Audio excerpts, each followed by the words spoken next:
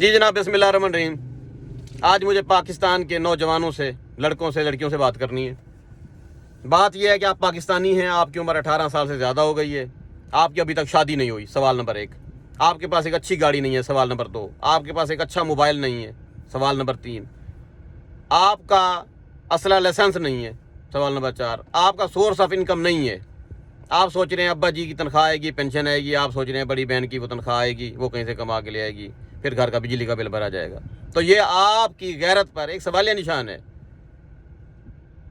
یہ غیرت جو ہے نا، یہ خون کے اندر ہوتی ہے۔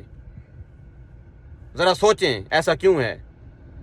آپ کا سورس آف انکم کیا ہے؟ کتنے پیسے کماتے ہیں آپ؟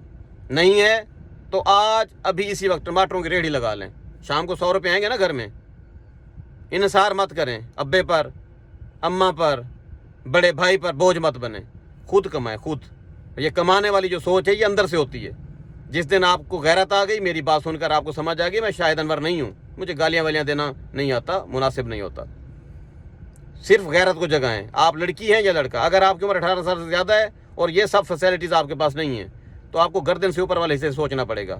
محنتی جو ہے نا کھوتا زیادہ ہوتا ہے۔ لفظ محنت کرنے کی بات نہیں کر رہا ہوں، دماغ سے سوچیں کہ انکم کہاں سے آئے گی، اور جب آپ یہ سوچ لیں گے، سیریس ہو جائیں گے، تو پھر اللہ تعالیٰ آپ پر مہربان ہوگا اور غیب سے دروازے روزی کے کھلنا شروع ہو جائیں گے۔